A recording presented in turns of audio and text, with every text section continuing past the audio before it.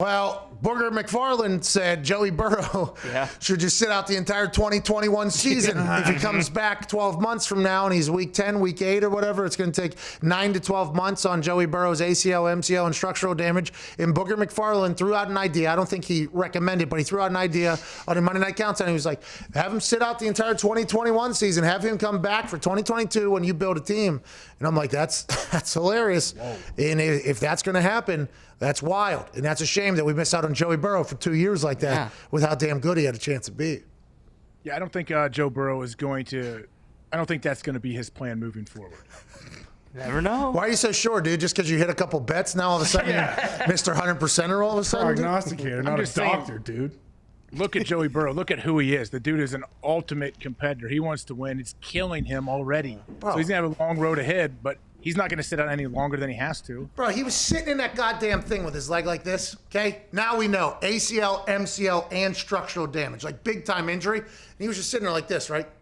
Stone face. He might be back next week. They take they take some bumps on that thing, which, by the way, has to hurt like hell because that thing's moving around. Didn't even move his face or whatever. It was just like, yeah, all right. Let me get my phone, by the way. Yeah, you ain't gonna get rid of me. It's fucking easy. All right, take me into the goddamn hospital. I mean, it was insane.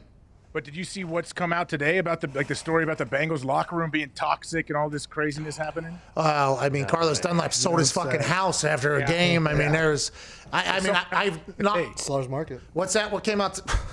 Some more stuff today. Like a story came out today saying how the locker room, like the players don't trust the coaches. They don't like the coaches. The coaches have a weird toxic thing. Like, it's not a great look right now for the Bengals. Well, it seems like Joey Burrow was maybe their only good thing, and they had no idea how to treat him. So it makes a lot of sense, by the way. And this was why the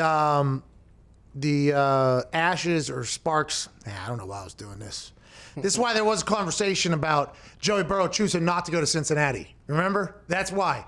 The conversation was, will Joey Burrow opt out of going to the Bengals like Eli Manning did with the Chargers to the Giants? And everybody was like, you couldn't blame him if he did it. And then they started dissecting the Bengals organization. They're like, okay, not only is there no indoor practice facility in a team that is in a 4-season climate in 2020 when they're building $10 billion stadiums at other places? Not only does that happen, right?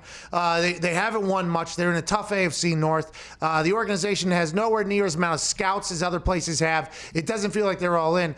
So you could see why Joey Burrow would do that. Then obviously Bengals fans were like, that's all bullshit. Joe Burrow's not going to do it. And they were 100% right, by the way. Joe Burrow didn't do it. But that type of stuff is why the conversation all happened. And now you lose Joey Burrow, which we all kind of saw was going to happen. Now, he plays in a fashion where he likes taking hits and stuff like that, but an adult in the room has to say something.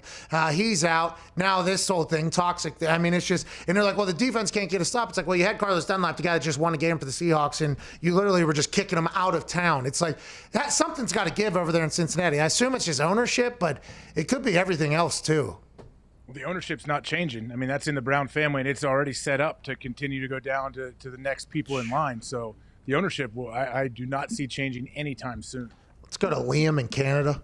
What are they saying on the locker room? Did we look that up real quick? It was just a lot of like, they don't trust them. They don't trust the they got their quarterback killed. Yeah.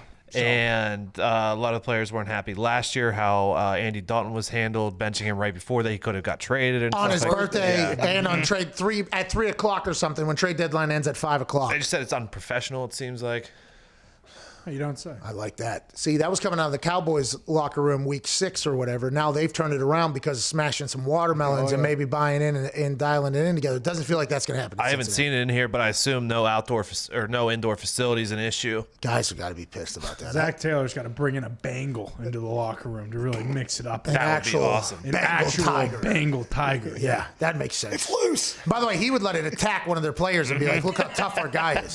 Geno Atkins, maybe. Yeah, it's basically what happened to Joe Burrow all season. Like, here's our Bengal. Let's let him get attacked by Eagles and Steelers. Football teams. Yeah, football teams.